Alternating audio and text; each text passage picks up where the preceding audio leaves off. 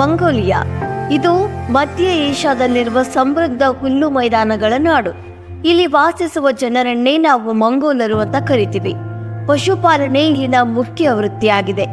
ಮಂಗೋಲರು ಅಂದಾಕ್ಷಣ ನಮಗೆ ನೆನಪಾಗೋದು ಚೆಂಗಿಸ್ ಖಾನ್. ಈತನು ಮಾಡಿರ್ತಕ್ಕಂತಹ ಅಮಾನುಷ ಕೃತ್ಯಗಳು ಎಂತಹವರನ್ನ ಮೈನಡಗಿಸುತ್ತದೆ. ಇವನೇ ಮಂಗೋಲರನ್ನ ಒಂದುಗೂಡಿಸಿ ವಿಶಾಲವಾದ ಸಾಮ್ರಾಜ್ಯವನ್ನ ಕಟ್ಟಿದವನು. ಚೆಂಗಿಸ್ ಖಾನ್ ನಂತರ ಬಂದವನೇ ಕುಬ್ಲಾಯ್ ಖಾನ್. ಇವನು ಚೆಂಗಿಸ್ ಖಾನ್ನ ಮೊಮ್ಮಗ. ಚೀನಾ ದೇಶದ ಚಕ್ರವರ್ತಿಯಾದ ಇವನು ಉತ್ತಮ ಆಡಳಿತಗಾರ. ದಯಾಳು ಸಾಮ್ರಾಟನಾಗಿ ಅನೇಕ ಜನಪರ ಕೆಲಸಗಳನ್ನ ಮಾಡ್ತಾ ಇದ್ದ. ಕೆಲವೊಮ್ಮೆ ಕ್ಷಾಮದಂತಹ ಕಠಿಣ ಪರಿಸ್ಥಿತಿಯಲ್ಲಿ ಹಸಿದವರಿಗೆ ಅನ್ನದಾನ ಮಾಡ್ತಾ ಇದ್ದ.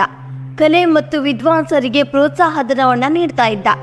ನಿಧಾನವಾಗಿ ಚೀನಾ ದೇಶದ ಧರ್ಮ ಸಂಸ್ಕೃತಿಗಳು ಅವನ ಮೇಲೆ ಪ್ರಭಾವ ಬೀರಿದ್ದರಿಂದ ಇವನು ಬೌದ್ಧ ಧರ್ಮಕ್ಕೆ ಪರಿವರ್ತನೆಯಾದನು. ಗುಣ ನೋಡಿ ಗೆಳೆತನ ಮಾಡುವಂತ ಹೇಳ್ತಾರೆ. ಉತ್ತಮ ಸಂಪರ್ಕದಿಂದ ಪರಿವರ್ತನೆ ಸಾಧ್ಯ ಎಂಬುದಕ್ಕೆ ಕುಬ್ಲಾಯ್ ಖಾನ್ ನಿದರ್ಶನವಾಗಿದ್ದಾರೆ. ನಿಧಾನವಾಗಿ ಅವನತಿ ಕಂಡ ಕುಬ್ಲಾಯ್ ಖಾನನ ಸಾಮ್ರಾಜ್ಯವನ್ನ ತೈಮೂರ್ ಎನ್ನುವ ರಾಜ ಮತ್ತೊಮ್ಮೆ ಕಟ್ಟಿದ. ಇವನು ಅತಿ ಕ್ರೂರಿಯಾದ ಮನುಷ್ಯ. ಪರ್ಷಿಯಾ, ಇರಾಕ್, ಸಿರಿಯಾ, ಅಫ್ಘಾನಿಸ್ತಾನ ಹಾಗೂ ರಷ್ಯಾದ ಅನೇಕ ಭಾಗಗಳನ್ನ ಆಕ್ರಮಣ ಮಾಡಿ ವಿಶಾಲ ಸಾಮ್ರಾಜ್ಯವನ್ನ ಕಟ್ತಾನೆ. ನಿಮಗೆ ಬಾಬರ್ ಗೊತ್ತಲ್ಲ, ಭಾರತವನ್ನ ಆಕ್ರಮಣ ಮಾಡಿ ಮೊಘಲ್ ರಾಜ್ಯವನ್ನ ಸ್ಥಾಪಿಸಿದ ಬಾಬರ್ ಕೂಡ ಇದೇ ಸಂತತಿಯವನು. ಇತಿಹಾಸದ ಕಾಲ ಗಣನೆಯನ್ನ ಪರಿಗಣನೆಗೆ ತೆಗೆದುಕೊಂಡಾಗ ಎಲ್ಲಾ ರಾಜರು ಚಕ್ರವರ್ತಿಗಳು ಹೊಡೆದಾಡಿದ್ದು ಸಾಮ್ರಾಜ್ಯಕ್ಕಾಗಿ, ಅದರಲ್ಲಿ ಅಟೋಮನ್ ಟರ್ಕರು ಕೂಡ. ಇವರು ಎಲ್ಲ ರಾಜರ ಹಾಗೆ ಸಾಮ್ರಾಜ್ಯವನ್ನ ವಿಸ್ತರಣೆ ಮಾಡಬೇಕು ಅಂತ ಕುಬ್ಲಾಯ್ ಖಾನ್ ಸಾಮ್ರಾಜ್ಯ ಅವನತಿ ಕಂಡ ಬಳಿಕ ಟರ್ಕರು ಅದರ ಸುತ್ತಮುತ್ತಲಿನ ವಿಶಾಲವಾದ ಪ್ರದೇಶಗಳನ್ನು ಆಕ್ರಮಿಸಿಕೊಂಡು ಅಟೋಮನ್ ಎಂಬ ಮಿಲಿಟರಿ ರಾಜ್ಯವನ್ನ ಕಟ್ಟುತ್ತಾರೆ. ಅಲೆಮಾರಿ ಜನಾಂಗಕ್ಕೆ ಸೇರಿದ ಟರ್ಕರ ಮೂಲ ಸ್ಥಾನ ಮಧ್ಯ ಏಷ್ಯಾದ ತುರ್ಕಿಸ್ತಾನ.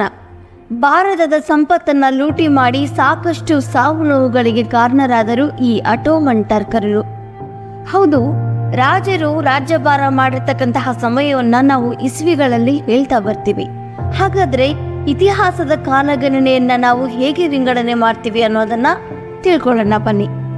ಇತಿಹಾಸದಲ್ಲಿ ಕಾಲಗಣನೆ ಎಂಬುದು ಒಂದು ಮಹತ್ವಪೂರ್ಣವಾದ ದಿನದಿಂದ ಆರಂಭಿಸಲಾಗುತ್ತದೆ. ಹೀಗೆ ಆರಂಭಿಸಲಾದ ಕಾಲಗಣನೆಯನ್ನ ನಾವು ಶಕ ಅಥವಾ ಶಕೆ ಎನ್ನುತ್ತೇವೆ. ಕ್ರಿಸ್ತ ಶಕವು ಏಸು ಕ್ರಿಸ್ತರು ಬದುಕಿದ ಕಾಲಾವಧಿಯ ನಿರ್ದಿಷ್ಟ ವರ್ಷದಿಂದ ಪ್ರಾರಂಭವಾಗುತ್ತದೆ. ಉದಾಹರಣೆಗೆ ಹೇಳಬೇಕು ಅಂದ್ರೆ, ವಿಜಯನಗರ ಸಾಮ್ರಾಜ್ಯವು ಕ್ರಿಸ್ತಶಕ 1336ರಲ್ಲಿ ಸ್ಥಾಪನೆಯಾಯಿತು. ಅಂದ್ರೆ ಅದು ಸ್ಥಾಪನೆಯಾಗಿ ಯೇಸುವಿನ ವರ್ಷದಿಂದ 1336 ವರ್ಷಗಳು ಕಳೆದಿವೆ ಎಂದರ್ಥ. ಕ್ರಿಸ್ತ ಪೂರ್ವ 220 ಅಂದ್ರೆ ಯೇಸು ಹುಟ್ಟುವ ವರ್ಷಕ್ಕೆ ಮುನ್ನ 220 ವರ್ಷಗಳ ಹಿಂದೆ ಎಂದರ್ಥ. ಕಾಲಗಣನೆಯನ್ನ ಇನ್ನಿತರ ಶಕೆಗಳಲ್ಲಿಯೂ ಹೇಳಲಾಗ್ತದೆ.